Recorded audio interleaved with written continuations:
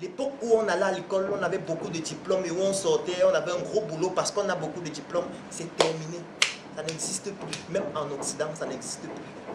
Si vous n'avez pas une compétence technique, pratique, une consistance intellectuelle qui correspond au diplôme que vous avez, si vous ne l'avez pas, vous serez un chômeur qualifié. Et pourquoi ça a été fait ainsi? Parce que le système scolaire a été construit ainsi. Lorsque vous allez à l'école, on vous donne des livres, on vous donne des documents que vous devez lire, qui sont au programme. Que achetez, voilà le livre de mathématiques, voilà le livre d'anglais, voilà le livre d'histoire. Vous achetez vos livres qui sont au programme, tout naturellement. Le professeur vient en classe là, il a son cahier là depuis 1995, qui lit aux étudiants tous les ans, le même cahier. Et qu'est-ce que vous faites? Vous rentrez à la maison, vous essayez de reproduire ce qu'on a dit à l'école, vous essayez de réciter en fait, d'essayer de comprendre ce qu'on a enseigné à l'école. Lors de l'évaluation, on vous donne une épreuve qui comprend bien sûr ce que vous avez appris.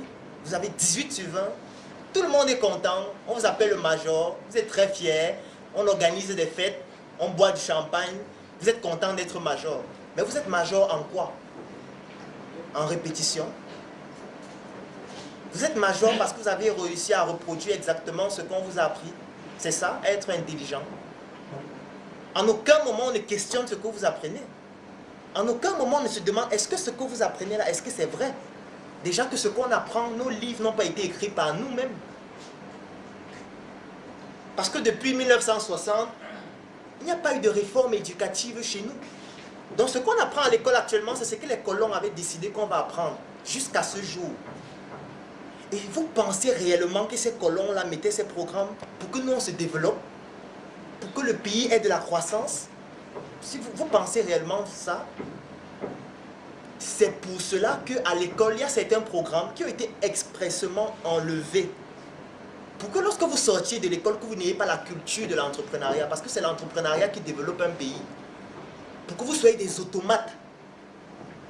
Parce que c'est eux qui rédigent les programmes. Ils aimeraient que lorsque vous sortiez, vous venez travailler dans les entreprises que eux ils ont déjà créées pour qu'ils restent patrons éternellement. Et vous, vous restez salariés éternellement. Donc il y a des programmes scolaires qui ont été expressément enlevés de l'école. Donc la Startup Academy, indignée par ce fait, a voulu résoudre ce problème déjà en identifiant ces formations pour les enseigner d'abord. Parce que là où on est là, on a les cerveaux qui sont endormis. On a des cerveaux qui ronflent, qui sont dans un coma profond. Parce que les outils de bêtisation par excellence, comme la télévision, comme les musiques des conneries qu'on diffuse à la télé de façon quotidienne et fréquente, ce sont les stratégies de base en communication et en manipulation pour abrutir une population. C'est fait exprès. Pour qu'on ne perçoive pas les opportunités qu'il y a dans notre pays. Pour qu'on ne se rende pas compte qu'on est dans un pays qui est immensément riche, qui a été pillé pendant plus de 500 ans et qui continue d'être pillé, mais les richesses ne finissent pas. Mais on fait comprendre à la télé que non, en fait, vous êtes en enfer. Parce que quand on montre l'Afrique, ce sont des gens qui ont des gros ventres, c'est des gens qui ont le sida, c'est des gens qui mangent dans la poubelle. Quand on montre les gens en France, c'est des gens qui sont à la Tour Eiffel, qui mangent le ketchup, qui boivent du champagne, qui sont dans de beaux hôtels. C'est pour construire l'image mentale dans la tête selon laquelle l'Afrique c'est l'enfer et l'Europe c'est le paradis. Donc il faut que vous partiez d'ici. Donc qu'est-ce qui se passe? Les gens prennent les pirogues et ils s'en vont en enfer. Ils quittent le paradis, partent en enfer. Pendant ce temps, ceux-là quittent de là-bas pour venir ici.